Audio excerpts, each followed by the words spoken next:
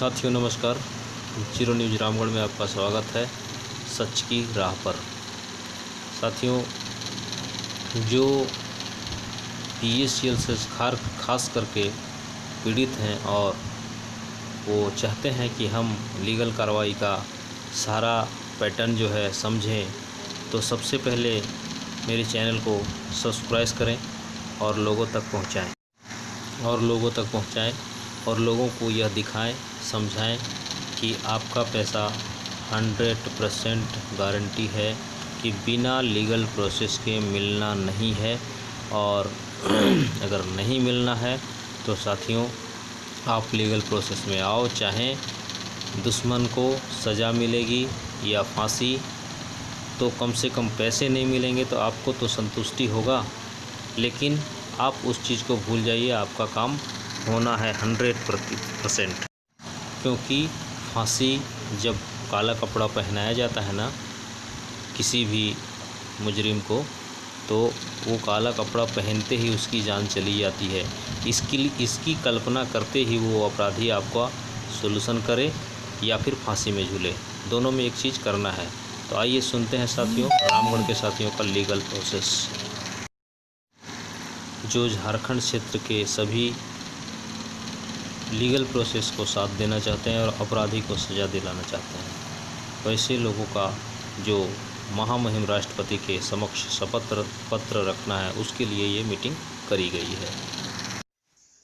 दिनांक 11/10/2020 आज हमारे रामगढ़ क्षेत्र के PACL से पीड़ित सभी साथी एकत्रित हुए महामहिम राष्ट्रपति को शपथ देने के लिए। जो लोग हामी भर रहे हैं, जो लोग चाहते हैं कि हमारे साथ जो अपराध हुआ है उस अपराधी को हर संभव नहीं छोड़ना है उसको, वैसे सभी जो लीगल कार्रवाई के साथ चल रहे सभी साथी आज मौजूद हुए हैं और उपस्थित हुए हैं शपथ देने के लिए।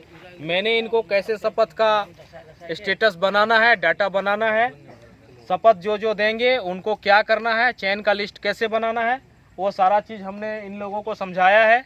और जो अपराधी है उसे हम आज ये संकल्प लिए हैं कि हरगिज नहीं छोड़ेंगे।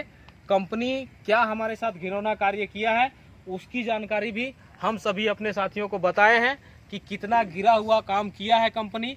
और साथ ही साथ वो संगठन जो सेट कोर्ट में खड़ी थी, जिस समय यह संगीन अपराध को लिखित रूप से दिया गया था, और उस संगीन अपराध को वो मैडम जो मैं उस संगठन का नाम भी लेना चाहूँगा, हालांकि नहीं लेते थे पहले, लेकिन अब हमारी मजबूरी ये हो गई है कि संगठन के आड़ में उन्होंने हमारे इस आर्डर को छुपा करके हमारे आज 6 करोड़ भारत के गरीब भोले भाले असहाय जो दिहाड़ी रोजाना 100 रुपये का कमाई करते थे और 95 रुपया 100 रुपया 200 रुपया कमाने वाले 95 रुपया का मंथली खाता रखते थे, वैसे लोगों का निवेश है।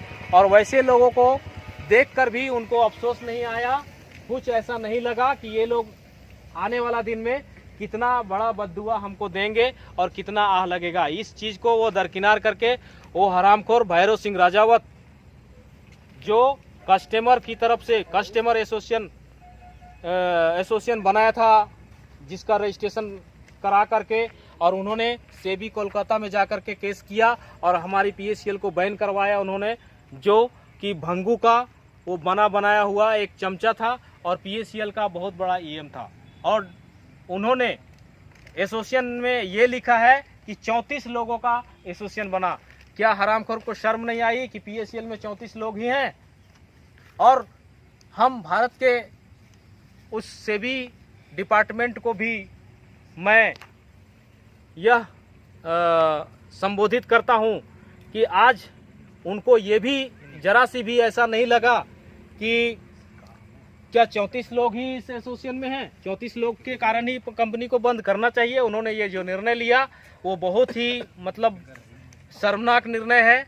और जो भैरव सिंह राजावत सेट कोर्ट में जाकर शपथ दिया है कि 1 करोड़ 80 लाख एजेंटों तथा ग्राहकों से मिल करके हमने ये शपथ तैयार किया है। तो वो हरामखोर को हरगिज नहीं छोड़ेंगे। उस भैरव सिंह राजावत को हम लोग छोड़ने वाला नहीं, चाहे साला इंडिया का किसी भी कोने में होगा, उसको हम लोग कभी छोड़ेंगे नहीं। और उसी की शपथ के दम पर आज हमारे पूरे 6 करोड़ लोगों को बर्बाद किया है। और वो भंगू का ऑर्डर जो सेबी द्वारा पारित किया गया था उसको छुपा करके सुनंदा मैडम भी हमारे लिए अपराधी व्यक्ति है। हम उनको भी नहीं छोड़ेंगे जो आज तक बड़ी बड़ी धरनाएं दी सेबी कार्यालय में, मुंबई में, तो आपका जंतर मंतर में, लेकिन आज तक उन्होंने 92 पृष्ठीय ऑर्डर को उजागर नहीं करने का काम की। और सेट कोर्ट में जबकि वो बैठी हुई थी, लेकिन अब पता नहीं भंगू के साथ क्या रिश्ता था उस बेहुदा औरत को जो आज हमारे 6 करोड़ लोग को मतलब दर दर की ठोकर खाने पर मजबूर किया है। और दिन रात जो है कि हम उस मानसिक टॉर्चर से गुजर रहे हैं।